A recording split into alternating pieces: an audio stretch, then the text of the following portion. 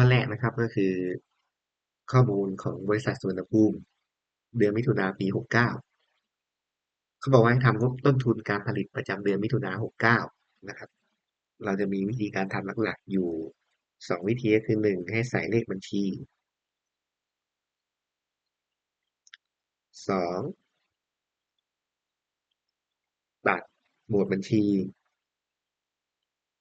1 2 3ทิ้งนะครับแต่เราจะยกเว้นไว้ก็คือจะมีวัตถุดิบมีงานระหว่างทำมีสินค้าสำเร็จรูป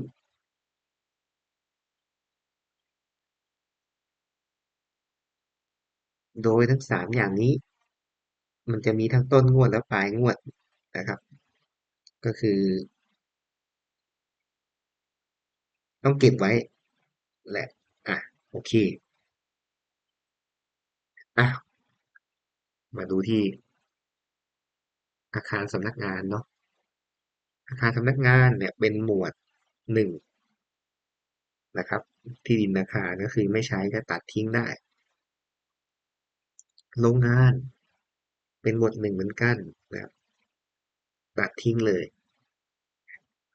ค่าเสื่อมราคาสะสมนะครับเราเจอคำว่าค่าเสื่อมราคาสะสมหมวด1เหมือนกันตัดทิ้งเลย เครื่องจักรก็เป็นหมวดหนึ่งตัดทิ้งหมวดหนึ่งก็คือสินทรัพย์เนาะ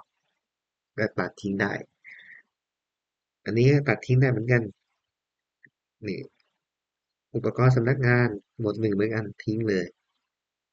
ค่าเสื่อมราคาสะสมอุปกรณ์สำนักงานตัดทิ้งสินค้าสำเร็จรูปต้นงวดเห็นป่ะเราบอกให้เก็บอะไรเก็บสินค้าสำเร็จรูปไว้เป็นต้นงวดเก็บนะอันนี้เก็บไว้ก่อนอยู่หมวดหนึ่งเหมือนกันแหละอันนี้เก็บไว้งานระหว่างทำต้นงวดเก็บไว้ วัตถุดิบต้นงวดหมวดหนึ่งเหมือนกันเก็บวัตถุดิบทางอ้อมก็หมวดหนึ่งเก็บเหมือนกันวัสดุโรงงานวัสดุสำนักงานวัสดุโรงงานตัดทิ้งภาษีซื้ออยู่หมวดหนึ่งตัดทิ้ง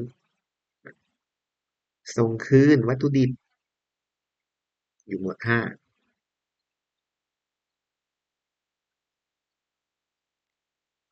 ค่าขนส่งเข้า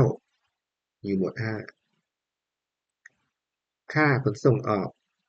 อยู่หมวดห้าค่าเผื่อหนี้สงสัยจะศูนย์อยู่หมวดหนึ่งตัดทิ้งลูกหนี้การค้าหมวดหนึ่งตัดทิ้งสิทธิบัตร หมวดหนึ่งตัดทิ้งค่าตัดจำหน่ายเห็นไหมเห็นคำว่าสะสมเนาะเดี๋ยวหมวดหนึ่งปึ๊บตัดทิ้งหนี้ศูนย์หมวดห้าค่าเบี้ยประกันภัยหมวดห้าภาษีขายหมวด2ไม่ใช้ตัดทิ้งเหมือนกันอ่ะแถวแรกประมาณนี้ก่อนเอามาแถวถัดมาค่าเช่าที่ดินหมวดอะไรหมวดห้าขายสินค้าหมวด4เนาะเราขายมาเป็นรายได้หมวด4หนี้สงสัยจะศูนย์หมวด5ค่าแรงงานทางตรงหมวด5ค่าแรงงานทางอ้อมหมวด5สินค้ารับคืนและส่วนลดหมวด4 ซื้อวัตถุดิบหมวดห้าเงินเดือนพนักงานขายหมวดห้าค่าอุปโภคหมวดห้าวัสดุสำนักงานเห็นเขาว่าใช้ไปหมวดห้าเงินเดือนฝ่ายบริหารหมวดห้าค่าโฆษณาหมวดห้าค่าเติมราคาโรงงานเห็นว่าไม่มีคำว่าสะสมเป็นหมวดห้าหมดเลยเนี่ยเครื่องจักรเครื่องใช้หมวดห้าค่าตัดจำหน่ายสิทธิบัตรหมวดห้าโอ้ห้าทั้งแถบเลยมั้งเนี่ยค่าในหน้าพนักงานก็หมวดห้าเอาใหม่วัตถุดิบปลายงวดหมวดหนึ่งนะนี่วัตถุดิบปลายงวดหมวดหนึ่งสินค้าสำเร็จรูปปลายงวดหมวดหนึ่งงานระหว่างทำปลายงวดและสังเกตได้ง่ายเลยก็คือเห็นคำว่าต้นงวดปลายงวดเนาะจะเป็นหมวดหนึ่งส่วนลดลับนะครับส่วนลดลับหมวดห้าแล้วก็วัสดุโรงงานใช้ไปหมวดห้าโอเคคราวนี้งบต้นทุนการผลิตเราจะพูดในส่วนของโรงงานเนาะก็ใช่จะเป็นส่วนของโรงงานนะครับเราจะไม่พูดเรื่องสำนักงานอย่างนั้นเราจะมาคัดอีกรอบหนึ่งเดี๋ยวจะขอไฮไลท์อืมที่ใช้เนาะสินค้าเนี่ยสำเร็จรูปเนี่ยมันอยู่ในก็คือมันเสร็จแล้วเนาะมันถูกเก็บในมันถูกเอาไปเก็บในโรงเก็บมันจะจัดเป็นสำนักงานเราจะไม่ใช้งานระหว่างทำต้นงวดก็คือมันกำลังดำเนินการอยู่เนาะอยู่เกี่ยวกับการผลิตอ่าใช้ไฮไลท์ไว้ก่อนนะในอันที่ใช้วัตถุดิบต้นงวดวัตถุดิบเอามาใช้ผลิตใช้เนาะวัตถุดิบทางอ้อมใช้ส่งคืนวัตถุดิบเห็นปะพูดถึงวัตถุดิบใช้คราวนี้ตัวแปรตรงนี้ค่าขนส่งออกกับค่าขนส่งเข้าค่าขนส่งออกเนี่ยจะใช้ต่อเมื่อไปขายสินค้าเนาะก็คือเราขนสินค้าออกไปขายนะเดี๋ยวส่วนค่าส่งขนส่งเข้าก็คือเราไปขนวัตถุดิบหรือขนอะไรเงี้ยเข้ามาผลิตเนาะก็คือใช้ในการนำวัตถุดิบเข้านำเข้าวัตถุดิบ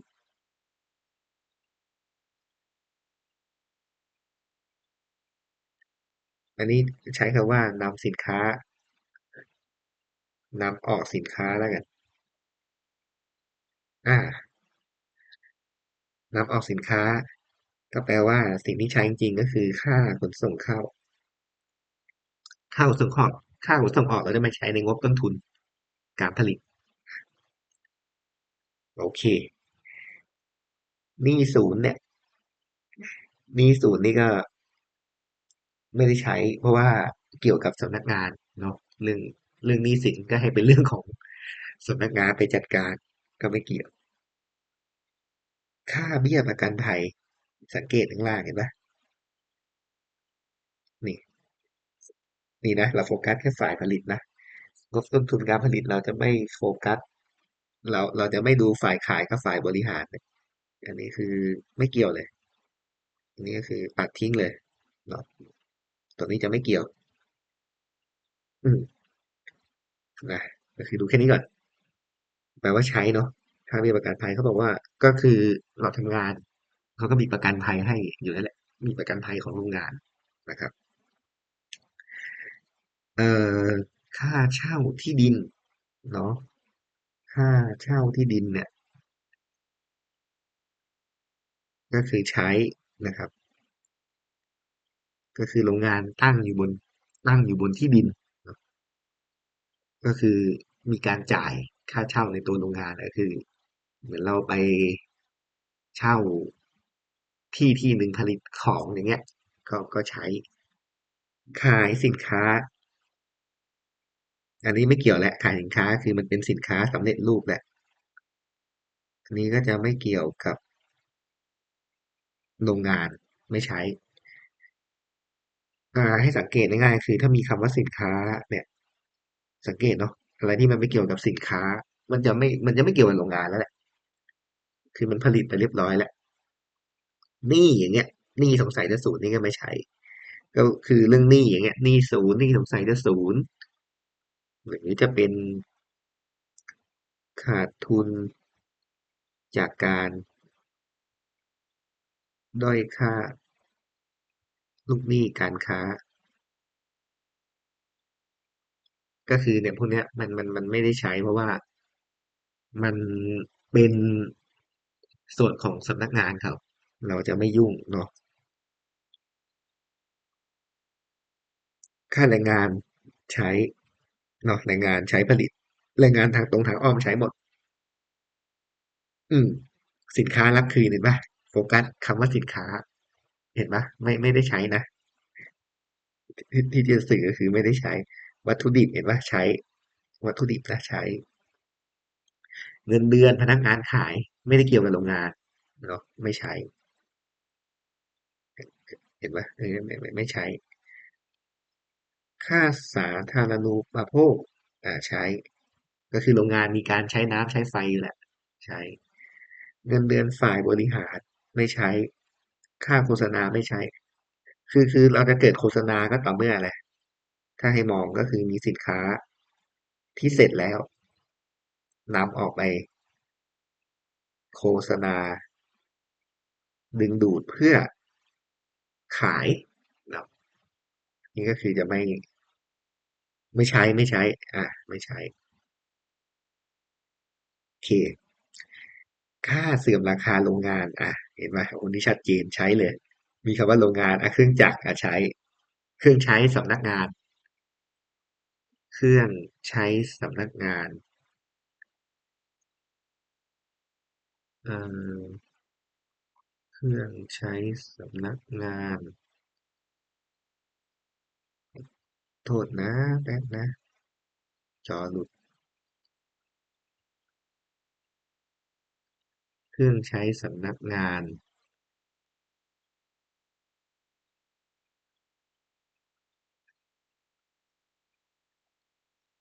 ไม่เกี่ยวเนาะไม่เกี่ยวกับสำนักงานไม่ใช้ไม่ไฮไลท์นะสิทธิบัตรเออสิทธิบัตรเนี่ยมันใช้เพราะว่ามันทำไมมันเกี่ยวกับ มันเป็นสิทธิบัตรของโรงงานอย่างเงี้ยมันจะพูดถึงโรงงานอะจำไปก็ได้สิทธิบัตรคือเจอคำว่าสิทธิบัตรอย่างเงี้ยจะพูดถึงโรงงานแต่ถ้าลิขสิทธิ์จะพูดถึงในส่วนสำนักงานเนาะค่าในหน้าพนักงานขายไม่เกี่ยวนะวัตถุดิบนี่เจอคำว่าวัตถุดิบปลายงวดต้นงวดใช้สินค้าสำเร็จรูปไม่ใช้งานระหว่างทำปลายงวดใช้ส่วนลดลับใช้วัสดุโรงงานโอเคอันนี้คือสิ่งที่เราจะใช้ ก็คือสิ่งที่ไฮไลท์ไว้สีเหลืองๆก็จะมีงานระหว่างทำวัตถุดิบเนาะส่งคืนค่าขนส่งค่าเบี้ยประกันค่าเช่าค่าแรงงานซื้อวัตถุดิบเห็นไหมมันจะเกี่ยวกับวัตถุดิบเกี่ยวกับงานระหว่างทำอะไรเงี้ยเกี่ยวกับเครื่องจักรโรงงานสิทธิบัตรส่วนลดเนาะอันนี้คือสิ่งที่ใช้งั้นมาเรารู้สิ่งที่ใช้แล้วก็มาพูดถึงตัวขึ้นขึ้นงบเนาะขึ้นงบทุนการผลิตนะครับ ก็บริษัทชื่อบริษัทอะไรสุวรรณภูมิเราก็บริษัทบริษัทสุวรรณภูมิจำกัด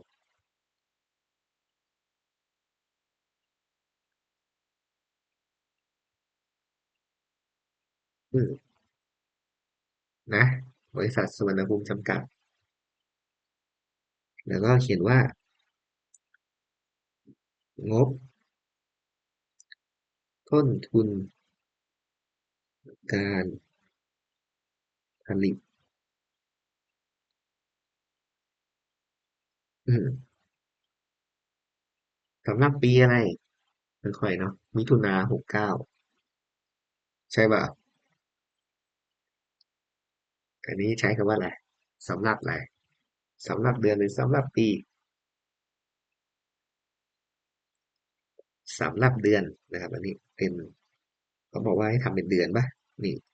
ประจำเดือนก็แปลว่าสำหรับเดือน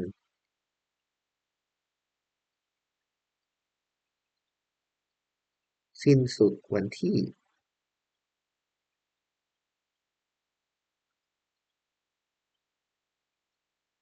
วันที่อะไรเดือนมิถุนามีกี่วัน30 วัน30มิถุนายน2569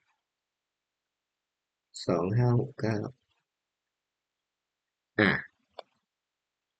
นี่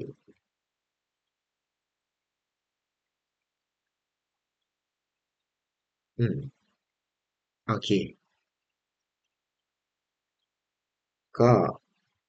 ขั้นแรกเนาะเราจะใช้วัตถุดิบก่อนวัตถุดิบทางตรงใช้ไปนะครับตามฟอร์มก็เลยฟอร์มก็บอกว่าวัตถุดิบทางตรงใช้ไป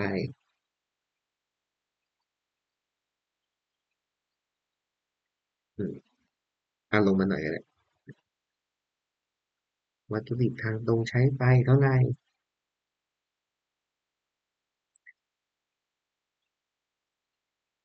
อันนี้135,700ก็หยิบมาก่อน135,700นะวัตถุดิบตามตรงใช้ไปจะประกอบด้วยวัตถุดิบต้นงวด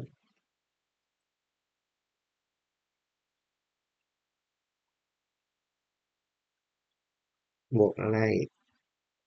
บวกซื้อสุทธิบวกซื้อวัตถุดิบสุทธิ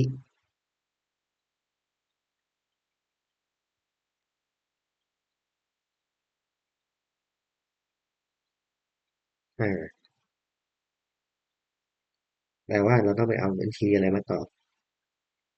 ซื้อวัตถุดิบอันนี้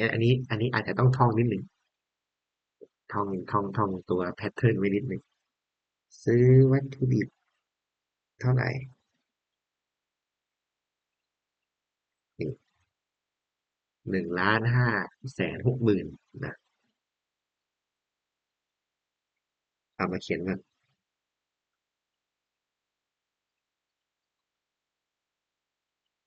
อืมนี่นะ1,560,000 บาท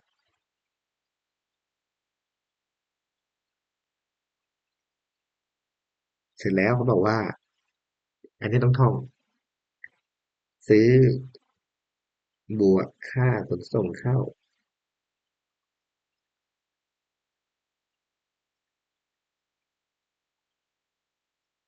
อืมบวกค่าขนส่งเข้าเท่าไหร่ค่าขนส่งเข้าเมื่อกี้ขานำเข้าวัตถุดิบ23,900อืม23,900โอเคเสร็จแล้วใช่ไหม23,900ก็บวกกันเนาะจะได้เป็น1,583,900อ่ะเสร็จเนาะอันนี้เราก็ตีเส้นกันมาท่านี้กันตีเส้นตีเส้นแล้วหักส่งคืนวัตถุดิบเนาะหักส่งคืนวัตถุดิบมีส่งคืนไหม นี่เขาบอกว่าส่งคืนไป15,000ส่งคืนวัตถุดิบนะครับส่งคืนวัตถุดิบและส่วนลดลับอย่าลืมส่วนลดลับนะหากส่งคืนวัตถุดิบกับบัญชีส่วนลดลับแต่ถ้ามันไม่มีบัญชีส่วนลดลับก็ไม่ต้องใส่แต่คิดว่ามีนะคิดว่ามีอืมถ้ามันมีแค่ส่งคืนวัตถุดิบก็ใส่แค่ส่งคืนวัตถุดิบอย่างข้อนี้มันมีส่วนลดลับด้วยเนาะแต่ส่วนมากก็จะมีแหละมันจะมาคู่กัน817,200อ่า817,200ปากกาน้ำเงินแหมเปลี่ยนสีได้ไหมเนี่ย iPad โอเคส่งคืนวัตถุดิบเมื่อกี้เท่าไหร่อ่ะ15,000นี่นี่นะเขียนแยกตัวแถวนะเปิดมาอีกแถวหนึ่งเสร็จแล้วบวกแถวนี้ก่อนอ่ะลองบวกดูกดเครื่องคิดเลขด้วยไหมเนี่ย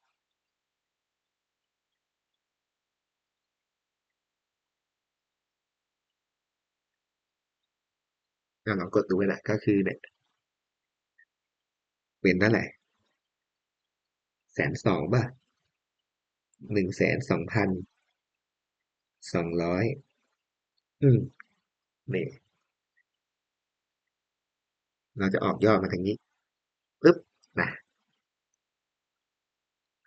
เสร็จแล้วก็คือให้เอายอดนี้กับยอดนี้หักเออหักกันเนาะหักกันเนี่ยหักกันมันบอกว่าให้หักเนาะเราก็จะได้ออกยอดมาที่บรรทัดนี้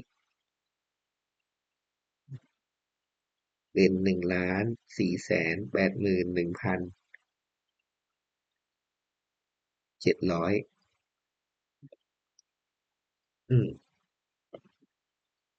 โอเคนี่เสร็จแล้ว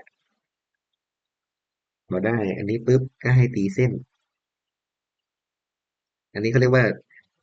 ที่เราทำเนี่ยอันเนี้ยยอดนี้คือยอดซื้อวัตถุดิบสุทธิเนาะเราเราจะหักเราจะไปหักไม่หักเราจะไปรวมกับวัตถุดิบทางตรงใช้ไปเนาะก็มันจะเป็นวัตถุดิบที่มีไว้ใช้ในการผลิตนะตรงนี้เราก็จะเขียนว่าวัตถุดิบที่มีไว้ใช้ในการผลิต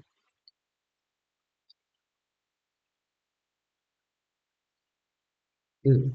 เนี่ยเราเอายอดนี้กับยอดนี้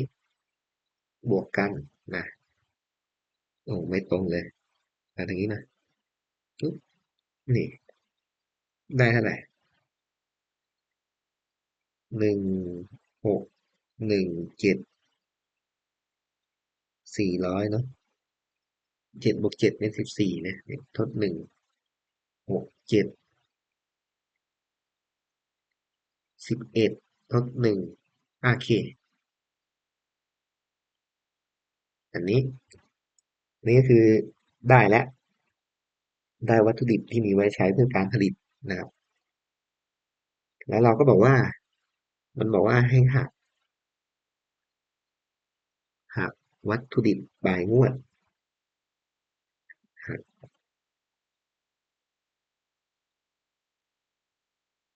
วัตถุดิบรายงวด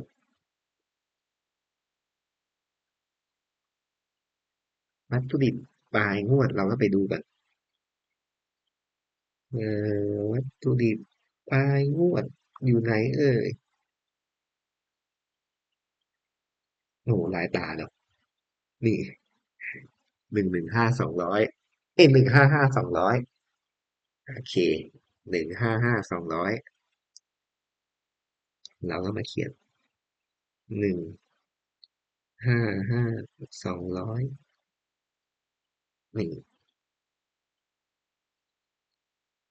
เสร็จแล้วจะได้เป็นอะไร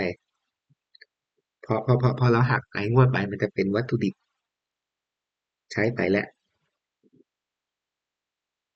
วัตถุดิบที่ใช้ไป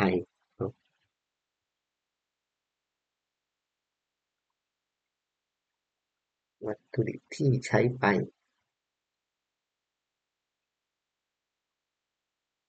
ก็จะเป็นเท่าไหร่หักลงมาตีเส้นกัน2 7 ลบ 5ก็เหลือ2 6 4 1อ่าโอเคคราวนี้เอ่อมันจะต้องหักวัตถุดิบทางอ้อมใช้ไปมันเป็นฟอร์มเลยเนาะอันนี้ก็ต้องจำนิดนึงเออหักวัตถุดิบ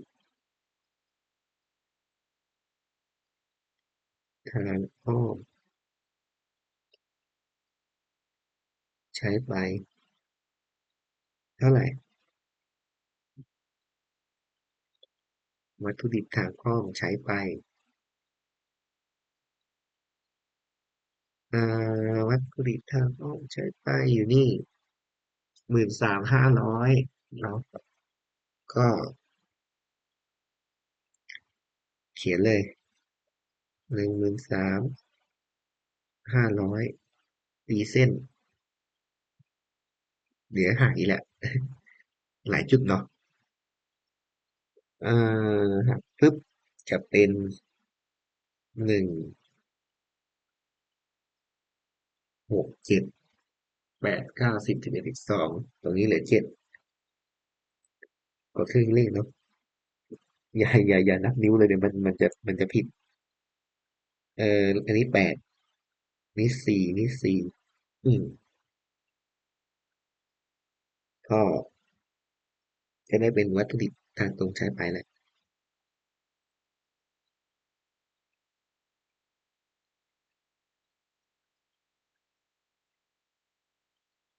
อืมเนี่ยจะหาเยอะหน่อยไอ้วัตถุดิบทางตรงใช้ไปอะก็คือเนี่ยอันนี้คือได้แล้วเนาะสมการแรก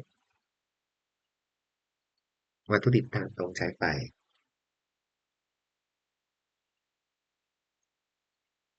อันที่สองเนาะค่าแรงงานทางตรง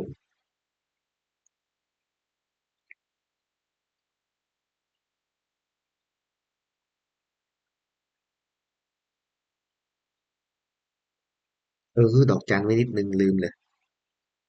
ไอ้วัตถุดิบทางอ้อมใช้ไปเนี่ยมันจะแสดงอยู่2 ที่ก็คือมันจะแสดงในส่วนของวัตถุดิบทางตรงกับ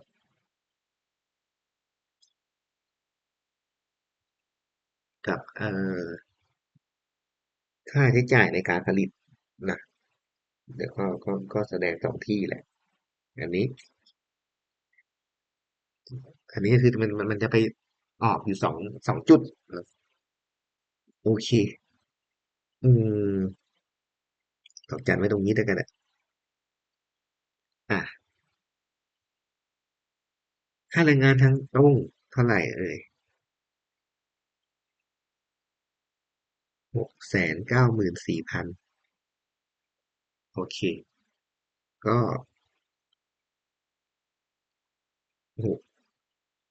694ใส่เสร็จแล้วอันนี้ก็คืออันที่สองแล้วเนาะโอเคเสร็จแล้วเราเหลืออีกอันหนึ่งก็คือค่าใช้จ่ายในการผลิต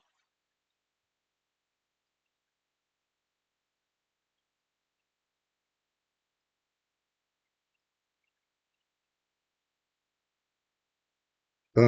ก็คือสิ่งที่เหลือเนี่ยจะเป็นค่าใช้จ่ายในการผลิตนะก็จะเป็นวัตถุดิบทางอ้อมใช้ไป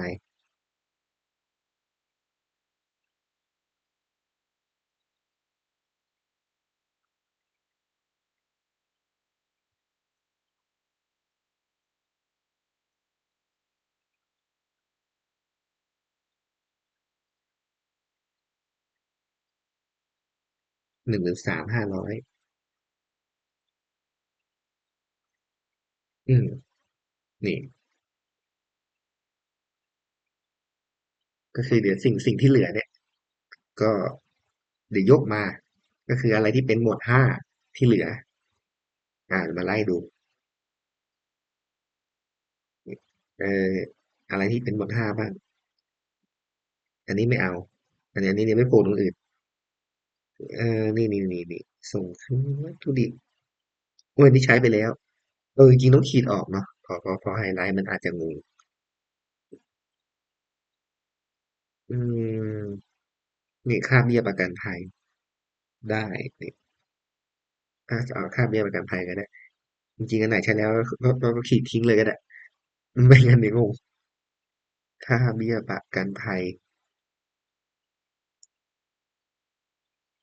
ไม่ล้านหนึ่งสินะเกือบแหละใช้เท่าไหร่60%เอา1,000,000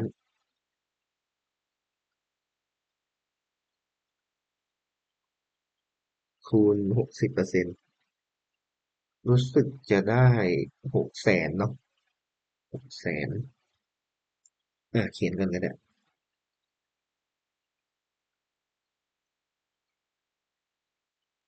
ค่าเบี้ยประกันภัย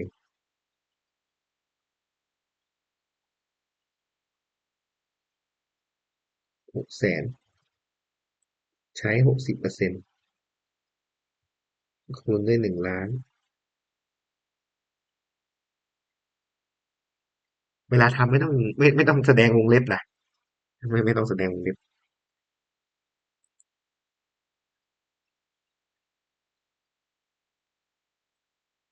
ไม่ต้องแสดงวิธีคิดโอเคค่าเบี้ยประกันภัยใช้แล้วเนาะค่าเช่าที่ดินเนี่ยเขาบอกว่าใช้60%เหมือนกัน2,000,000คูณ60%อ่ะเราเคลียร์ค่อยๆเคลียร์ไป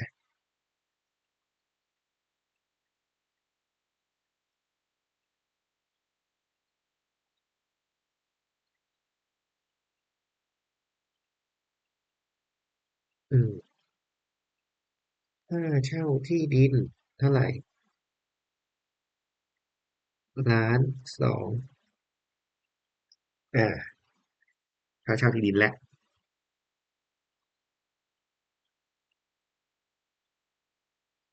ค่าแรงงานทางอ้อมนี่289,300อันนี้เอามาใส่ได้เลยค่าแรงงานทางอ้อม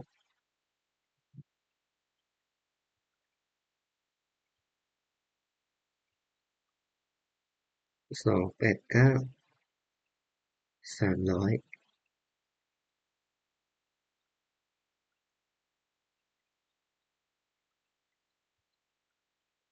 มีอะไรอีก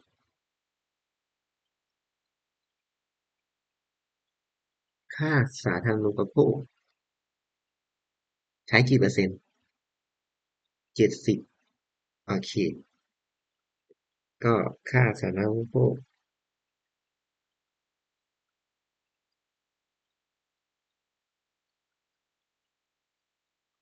70%คูณด้วยเท่าไหร่ลืมแล้วเท่าไหร่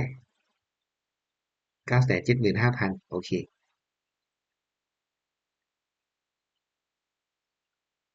อืม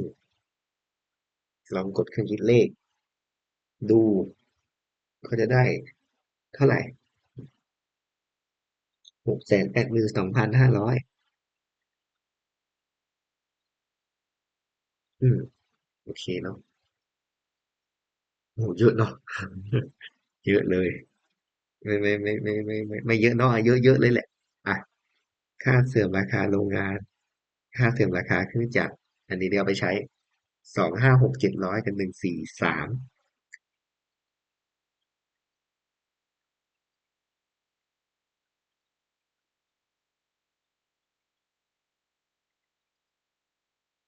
มาเป็นค่าเสื่อมราคาโรงงานกับเครื่องจักร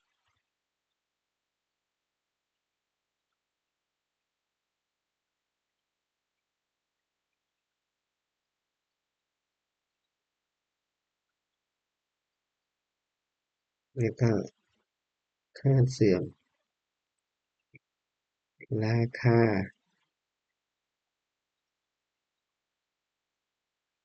เครื่องจักรนะโอเคเหมือนใกล้จะหมดแล้วนะใกล้ยังเอ่อค่าตัดจำหน่ายสิทธิบัตร26,700กับ28,500วัสดุโรงงานใช้ไป26,700กับ28,500เมื่อคืนนี้เราจะเอาหมวดห้าหมดเลยเนาะหมวดห้าที่เหลือเนาะ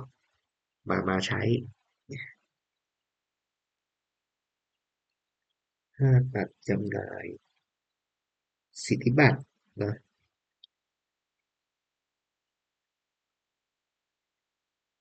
แล้วก็ค่าเสื่อมไม่ใช่ค่าเสื่อมหมดแล้ววัสดุโรงงานใช้ไป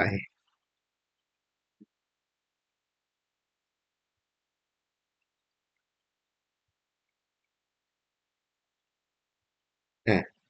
หมดแล้วแหละ1 23 45 67 8 9โอเคก็รวมยอด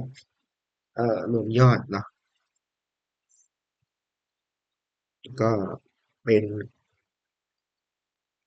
เท่าไหร่ลองรวมดู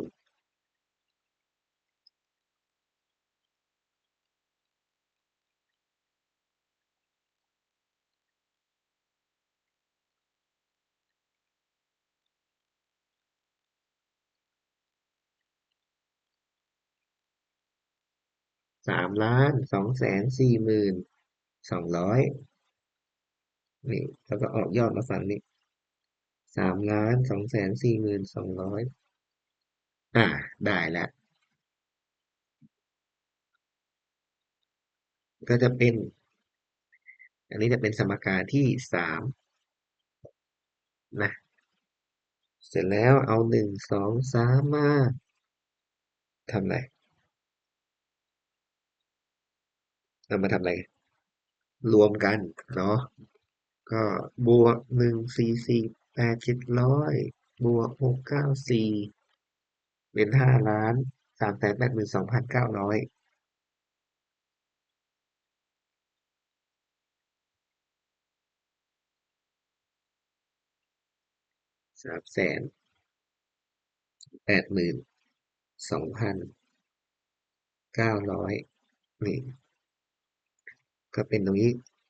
รวมต้นทุนการผลิตทั้งสิ้น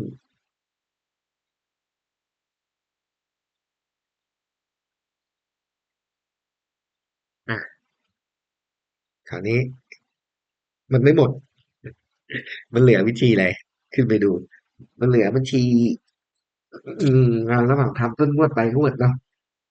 ก็เราจะหาต้นทุนสินค้าสำเร็จรูปอะตามฟอร์มมันจะให้บวกนี้ด้วยบวก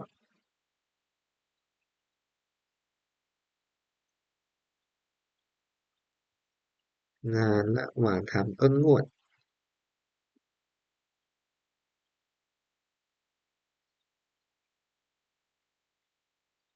แล้วก็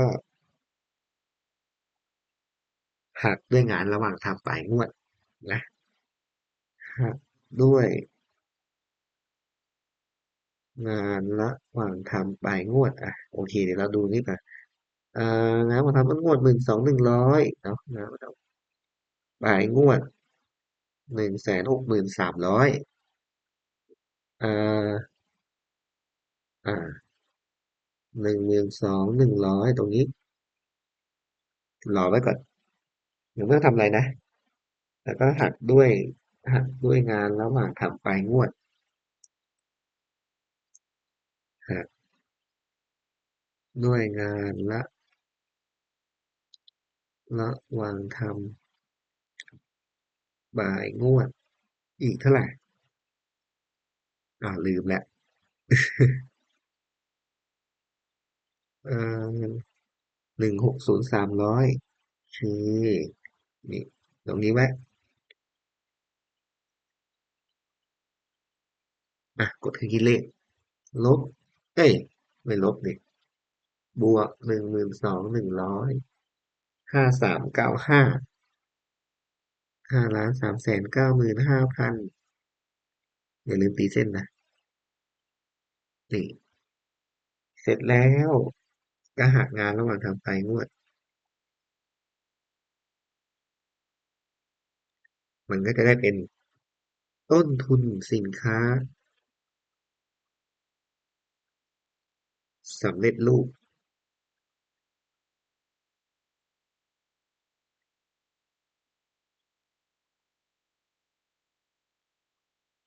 5234,700เนี่ย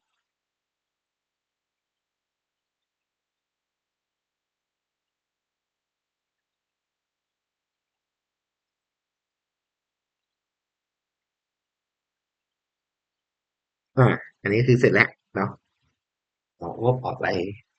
เรียบร้อยอย่างนี้อันนี้คือเสร็จเรียบร้อยโดยปกติเนาะสิ่งที่มันต้องต้องจับนะต้นทุนสินค้าสำเร็จรูปเนี่ยที่เราต้องหา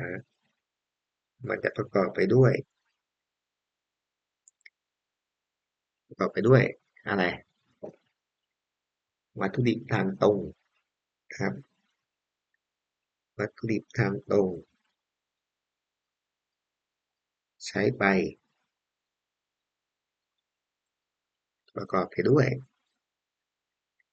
ค่าแรงงานทางตรง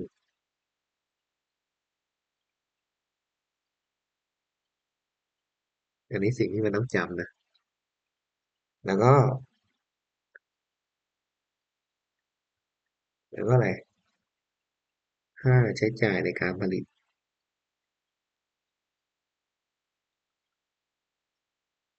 นะ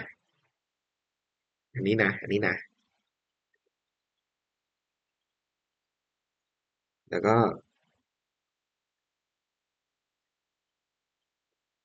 บวกด้วยอะไรงานระหว่างทำต้นงวด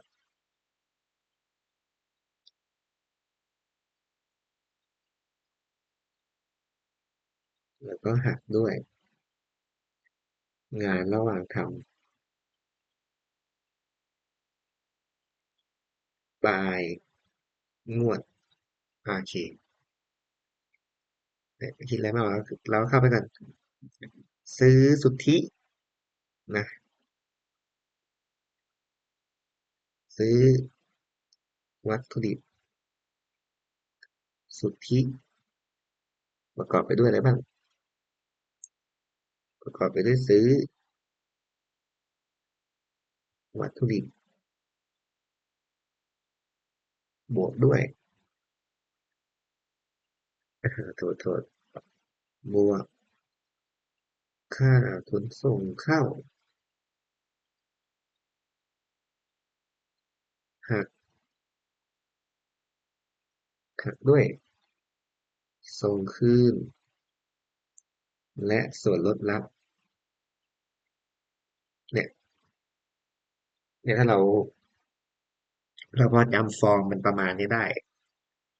ก็คือจำตัวตรงเนี้ยจำตัวตรงสเต็ป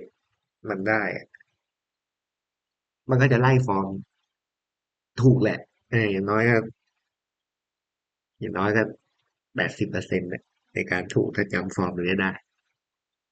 อืมหลักๆประมาณเนี้ย